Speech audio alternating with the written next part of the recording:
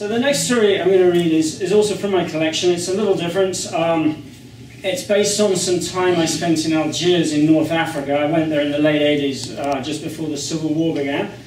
And I went there largely for some adventure. Also very interested in the war against the French. And I had read a lot of Camus and Paul Bowles, so I was very keen to visit this city. I'd never been. And I went there, I think it was Christmas 1988. And found myself, basically I was living on the street with this chap called Mohammed. He made sure I didn't get my throat cut. And we made a living selling clothes that had been smuggled over the border from Morocco.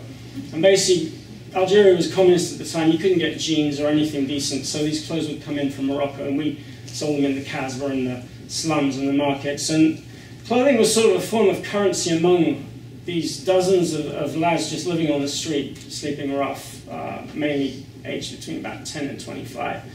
So this is part of a much longer work, and I will now read the story. I'll just give a little bit of context as well, where we've been on a trip, one of Mohammed's crazy projects, to a town about 3 hours south of Algiers. We're coming back. We haven't really slept properly in 3 days, and we're coming back to Algiers in order to spend yet another day selling clothing in the markets and the Casbah.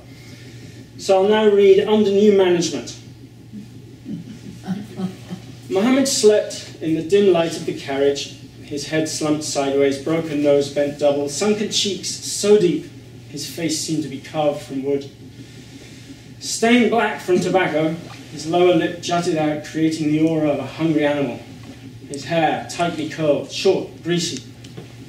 I finished the remains of the cigarette, grinding the paper into the wooden slats. The landscape flickered verdant, countryside gradually surrendering to squat, dusty, one-road towns, children waving and yelling, running alongside the carriages. Eventually, the adobe suburbs of Algiers. The train halted in a siding below a rusting iron bridge. Mohammed rubbed his eyes. Searching for a cigarette, he coughed and spat through the vent. We waited for a goods train to start across the vast distance to the desert settlements, Laghouat, Gardaya, Ouargla, Timimoun, the wagons hanging by for several minutes. Far away, echoing music over the buildings, Algiers gleaming white, shadows still long, the breeze off the sea fresh and clean. We jumped from the train into the church cool of the red brick station. Mohammed stripped off his denim jacket and several layers of shirts by a tap, proceeding to swill water over himself. "Ah, that is good," he mumbled. He patted himself with newspaper, grinning, his stomach corrugated with strength. He stuck a cigarette in his mouth as he dried, puffing merrily. "Hey, Andre, your turn." I splashed water across my face. I retrieved my luggage from the locker and we lurched into the sunlight. Against the blue of the sky, gulls soared on the thermals above the azure bay, sparkling in the morning sun, tiny lapping waves twinkling in the light. Cars pushed slowly through the crowds, billowing exhaust. The muezzin's call for prayers, drifting on the breeze. Allahu Akbar, Mohammed Rasul, la la la la, Hu Akbar, sending shivers down my spine. Mohammed stopped to listen. "Beautiful," I said. "The muezzin? Yes, it makes me strong to hear it." "Where?" "The great mosque near Babelouet. Allahu Akbar. Allons-y. Nous allons chercher l'hotel. The hotel is in Babelouet. We leave the luggage. Then we go into the city. We have to sell today." We wandered by the station precinct, past the railway junction and the docks, the Brown Army barracks, up the hill along the boulevard by the port.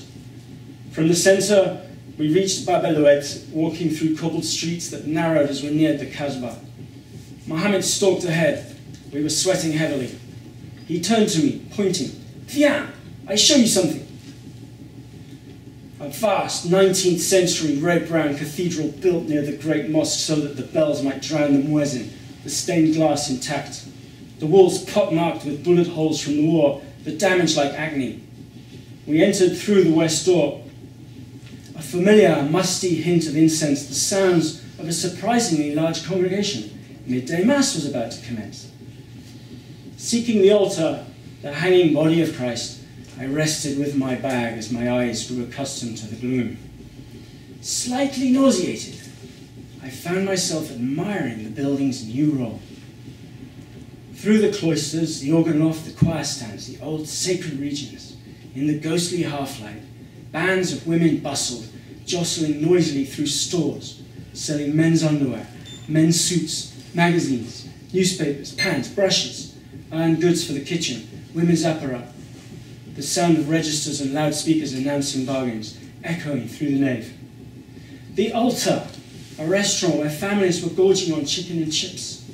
Above them, an advertisement claiming the best lamb in Algiers. Mohammed waved an arm. "Isn't it magnificent?" "Indeed," I agreed, "but the lighting could be improved." Mohammed chuckled, ruffling my hair. "Come on, I like you. You surprised me. Let's get going."